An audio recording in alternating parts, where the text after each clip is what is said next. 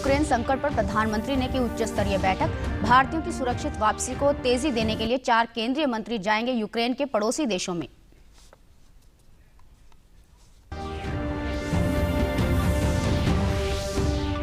Operation Ganga के तहत अब तक 1156 नागरिकों को लाया गया स्वदेश वापस। प्रदेश के 91 छात्र भी सफलतापूर्वक लौटे घर। स्वदेश पहुंचने पर छात्रों ने जताया सरकार का आभार।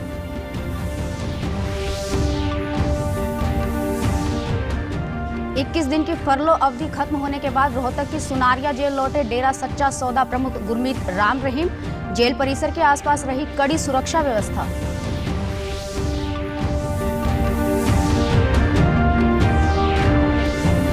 और मुख्यमंत्री ने भिवानी के अखंड भारत माता मंदिर में मां बगलामुखी यज्ञ में अपनी पूर्णाहुति डाली। कहा, भारत की संस्कृति विश्व में सबसे प्राचीन एवं समृद्ध। नमस्कार, मैं ममता रानी। अब समाचार विस्तार से। प्रधानमंत्री नरेंद्र मोदी ने यूक्रेन मुद्दे पर एक उच्च स्तरीय बैठक की अध्यक्षता की। बैठक में विदेश मंत्री एस जयशंकर भी मौजूद रहे। विदेश मंत्रालय के अधिकारियों ने प्रधानमंत्री को पूरे हालात की जानकारी दी।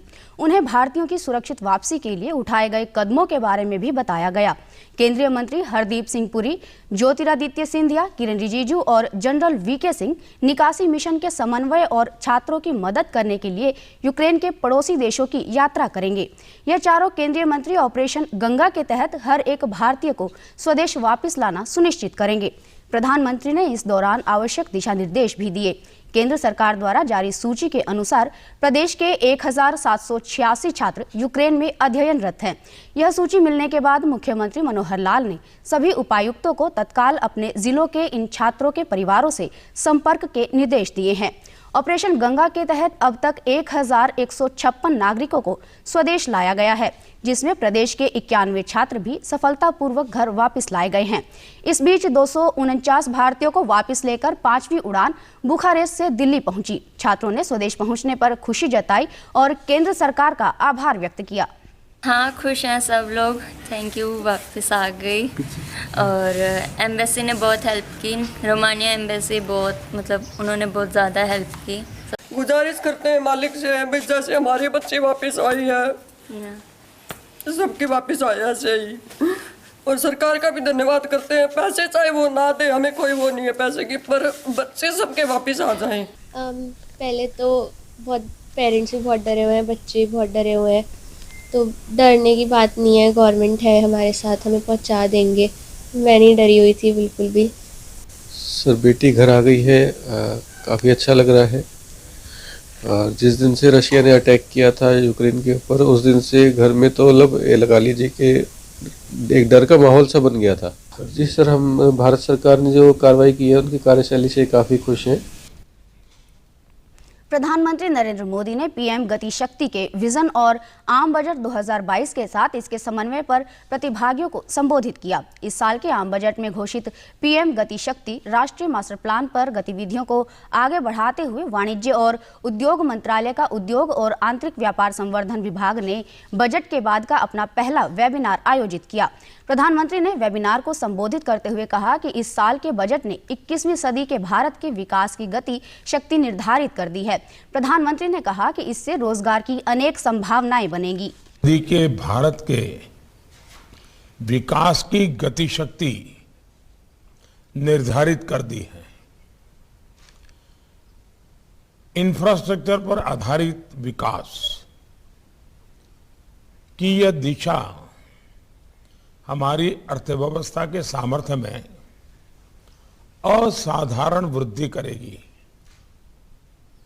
इससे देश में रोजगार की भी अनेक संभावनाएं बनेगी।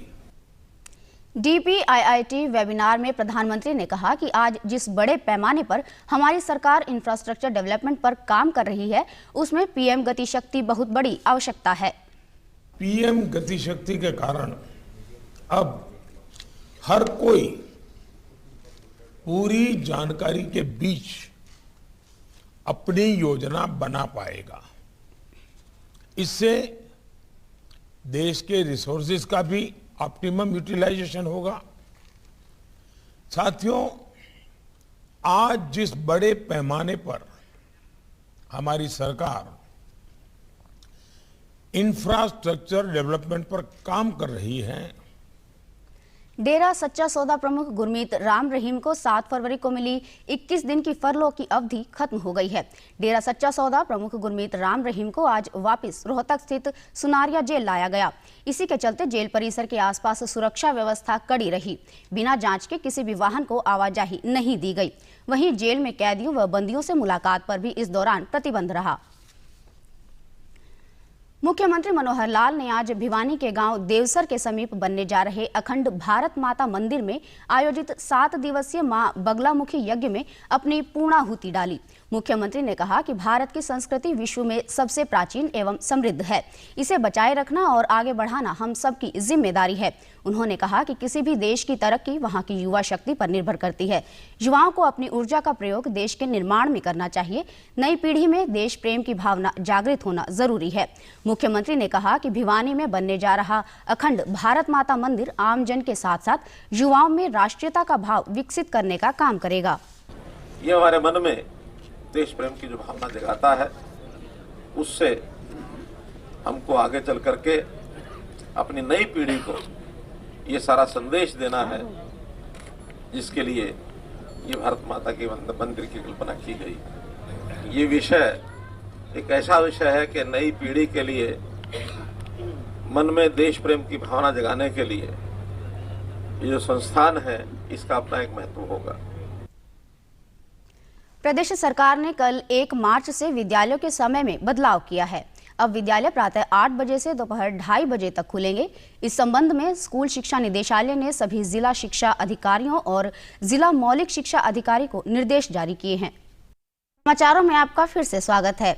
आज राष्ट्रीय विज्ञान दिवस है। हर वर्ष 28 फरवरी को रमन इफेक्ट की खोज में स्मरण में राष्ट्रीय विज्ञान दिवस मनाया जाता है। आज ही के दिन भौतिक वैज्ञानिक सीवी रमन ने रमन प्रभाव की खोज की घोषणा की थी। इस खोज के लिए उन्हें 1930 में नोबेल पुरस्कार से सम्मानित किया गया। 1986 में भारत सरकार ने 28 फरवरी को राष्ट्रीय विज्ञान दिवस के रूप में मनाए जाने की घोषणा की थी। यह दिवस मनाने का उद्देश्य विज्ञान के महत्व और आम जीवन में इसके उपयोग के संदेश का प्रसार करना है। इस वर्ष राष्ट्रीय विज्ञान दिवस का विषय है सतत विकास के लिए विज्ञान और प्रौद्योगिकी में समेकित दृष्टिकोण। हरियाणा पुलिस महानिदेशक प्रशांत कुमार अग्रवाल ने कल हिसार रेंज के पुलिस अधिकारियों के साथ अपराध, नशा, प्रशासनिक मुद्दों, कानून व्यवस्था पर चर्चा कर मामलों की समीक्षा की। पुलिस महानिदेशक ने कहा कि हरियाणा पुलिस ने सभी पुलिस थानों में साइबर डेस्क स्थापित किए हैं और प्रदेश में 8 साइबर पुलिस स्टेशन भी खोले गए हैं। पुलिस महानिदेशक ने कहा कि इस वर्ष हमारा यह प्रयास है कि हर जिले में साइबर थाना हो। 3 महीने पहले सभी पुलिस स्टेशन में साइबर डेस्क एस्टैब्लिश किए हैं। हमारा ये मानना है कि जो भी कंप्लेनेंट इस कंटेक्स्ट में हमारे पास आए, उसकी कंप्लेंट दर्ज हो, उस पर FIR दर्ज हो और उसकी तफ्तीश की जाए। और अब हमने 8 जगह जो है हमारे जो पुलिस स्टेशन है साइबर के, वो खुल चुके हैं और इस साल में हमारा ये प्रयास रहेगा कि हर जिले में एक साइबर पुलिस स्टेशन जो है वो हम खोल सकें। महानिदेशक ने बताया कि प्रदेश में डायल 112 प्रोजेक्ट के सकारात्मक परिणाम आए हैं। उन्होंने कहा कि नशीले पदार्थों के कारोबार पर लगाम लगाने के लिए Haryana state narcotics control bureau का गठन किया गया है, जिसे सभी संसाधन उपलब्ध करवाए गए हैं। Haryana state narcotics control bureau की स्थापना की गई है, जो एक नोडल एजेंसी के तौर पे कार्य करेगी और उसे जो भी संसाधन हैं वो उसे मुहैया कराए जा रहे हैं। और साथ में सभी जो डिपार्टमेंट्स हैं, अलग अलग विभाग हैं सरकार के, वो एक समन्वय के साथ, कोऑर्डिनेशन के साथ काम करें। हरियाणा पर्यटन विकास निगम के प्रधान सचिव एवं सूरजकुंड मेला अथॉरिटी के वाइस चेयरमैन ने बताया कि इस बार सूरजकुंड मेला 19 मार्च से 4 अप्रैल तक आयोजित किया जाएगा। प्रधान सचिव ने कहा कि इस बार मेला आज़ादी का अमृत महोत्सव के तहत मनाया जाएगा। उन्होंने कहा कि मेले को लेकर सभी तैयारियां पूरी कर ली गई हैं। प्रधान सचिव ने कहा कि आम दिनों में मेले की टिकट 120 रुपए की होगी, जबकि वीकेंड पर 180 रुपए की होगी। इस बार पार्किंग स्थल पर जियो मैकिंग की होगी। का 75 साल इंडिपेंडेंस के और अमृत का महोत्सव ही रहेगा, तो आपको कई चीज़ें हमारे देश की हेरिटेज और इतिहास के बारे में देखने को मिलेगी और अनुभव करने के लिए मिलेगी। टिकट जो हमारा नॉर्मल रेट है 120 रुपया और एक वीकडेज में और 180 रुपया वीकेंड्स में। टाइम टेबल अभी तक हम लोगों ने जो सोचा है वो 12:30 से 9 बजे तक। प्रधान सचिव ने कहा कि इस बार मेले की थीम स्टेट जम्मू कश्मीर होगी, वहीं पार्टनर देश उज्बेकिस्तान होगा। उन्होंने कहा कि 30 से 35 देश इस इंटरनेशनल सूरजकुंड क्राफ्ट मेले में शिरकत करेंगे, जिसमें 350 से 500 विदेशी हस्तशिल्प और सांस्कृतिक कलाकार शामिल होंगे। इस बार पार्टनर कंट्री उज्बेकिस्तान है और theme state Jammu and Kashmir है। तकरीबन 30 to 35 फॉरेन कंट्रीज पार्टिसिपेट करेंगे और बहुत 350 से 400, 350 से 500 फॉरेनर्स आएंगे जो कल्चरल ट्रूप्स और शिल्प में और हस्तशिल्प में बुनकर इत्यादि जो फॉरेन से आएंगे। बाकी पूरे देश से हमारे हैंडीक्राफ्ट्स एंड हैंडलूम्स का स्टाफ रहेगा। केंद्रीय वित्त मंत्री निर्मला सीतारमण ने तमिलनाडु की राजधानी चेन्नई में पोस्ट बजट कॉन्क्लेव को संबोधित किया। अपने संबोधन में वित्त मंत्री ने कहा कि केंद्रीय बजट 2022 में अगले 25 वर्षों की रूपरेखा तैयार की गई है। उन्होंने कहा कि हमारी सरकार का उद्देश्य है कि शिक्षा सहित अन्य क्षेत्रों में तकनीक को बढ़ावा मिले। केंद्रीय वित्त मंत्री ने कहा कि पिछले बजट से निरंतरता बनाए रखते हुए हमारा उद्देश्य महामारी से अर्थव्यवस्था को पुनर्जीवित करना है। We've also taken a futuristic call about India going through the next 25 years, leading to India at 100, wherein we looked at adapting technology in various spheres of life, whether it is from agriculture or looking at the ways in which startups in India have spread the innovative solutions for very many of our issues. So मुख्यमंत्री मनोहर लाल ने रूस के Moscow में आयोजित Moscow stars wushu international championship के junior वर्ग में स्वर्ण पदक जीतने वाले रोहतक निवासी ध्रुव को बधाई दी। भिवानी के गांव धनाना की मुक्केबाज नीतू घनघस को बुल्गारिया के सोफिया में आयोजित 73वें स्ट्रेंड्जा मेमोरियल टूर्नामेंट में स्वर्ण पदक हासिल करने पर भी मुख्यमंत्री ने ट्वीट कर शुभकामनाएं दी। मुख्यमंत्री मनोहर लाल ने कल भिवानी में पत्रकारों से बातचीत करते हुए कहा कि सरकार पूरी तरह से किसान हितों के लिए काम कर रही है और किसान की समृद्धि व संवर्धि के लिए सरकार संकल्पबद्ध है। मुख्यमंत्री ने कहा कि वह खुद भी किसान परिवार से हैं और यहां से 30 किलोमीटर दूर अपने गांव में उन्होंने अपने पिता के साथ खेत में काम किया है।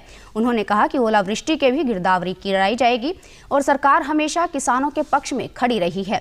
मुख्यमंत्री ने कहा कि गत वर्ष की खरीफ फसलों का 561 करोड़ का मुआवजा मंजूर कर बंटवाया जा रहा है। उन्होंने कहा कि प्रधानमंत्री फसल बीमा योजना के तहत बीमा कंपनियां 800 करोड़ की क्षतिपूर्ति राशि स्वीकृत कर चुकी है।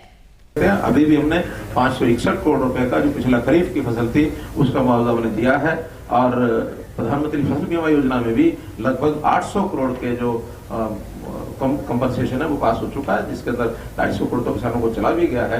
मार्च अंत तक सारे का सारा चला जाएगा। किसान की कभी भी कोई इस प्रकार की आकस्मिक कोई नुकसान होता है, गिरदावरी भी कराते हैं, स्पेशल गिरदावरी की जरूरत होती है तो स्पेशल गिरदावरी कराते हैं, जो उसका नुकसान होगा उसकी भरपाई करते हैं। मुख्यमंत्री ने कहा कि शुद्ध दूध के उत्पादन में प्रदेश आने वाले समय में पूरे देश में पहले स्थान पर होगा। उन्होंने कहा कि नकली दूध बेचने वालों पर सरकार सख्त कार्रवाई करेगी। मुख्यमंत्री ने कहा कि यूक्रेन में फंसे बच्चों को वापस लाने के लिए सरकार प्रयासरत है। आज मैंने घोषणा की है कि हरियाणा में कुछ शिकायतें मिलती हैं जो नकली दूध बना करके बेचते हैं, उनके ऊपर सख्ती की जाएगी और किसी को भी नकली दूध बना करके बेचने का जो दंड है उसको सख्ती से उसका पालन किया जाएगा, दंड दिया जाएगा ताकि शुद्ध दूध की सप्लाई ये की जा सके। और A2 दूध की सप्लाई भी अच्छी हमारी हो रही है, उसको भी और उसका वृद्धि की जाएगी। अंत में इस बुलेटिन के मुख्य समाचार एक बार फिर। रूस यूक्रेन संकट पर प्रधानमंत्री ने की उच्च स्तरीय बैठक। भारतीयों की सुरक्षित वापसी को तेजी देने के लिए 4 केंद्रीय मंत्री जाएंगे यूक्रेन के पड़ोसी देशों में।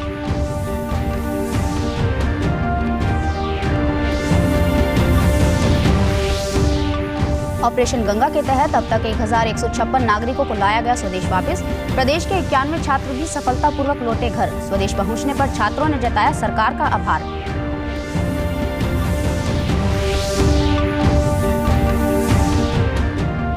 इक्कीस दिन की फरलो अवधि खत्म होने के बाद रोहतक की सुनारिया जेल लौटे डेरा सच्चा सौदा प्रमुख गुरमीत राम रहीम। जेल परिसर के आसपास रही कड़ी सुरक्षा व्यवस्था।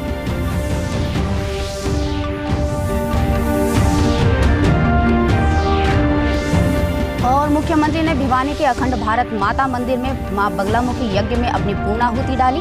कहा, भारत की संस्कृति विश्व में सबसे प्राचीन एवं समृद्ध।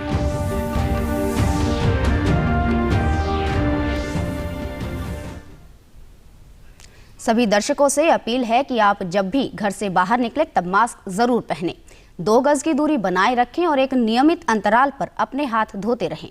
और अगर आप पात्र हैं तो टीकाकरण अवश्य करवाएं, तभी आप कोरोना महामारी से बच सकते हैं। आज के बुलेटिन में बस इतना ही। नमस्कार।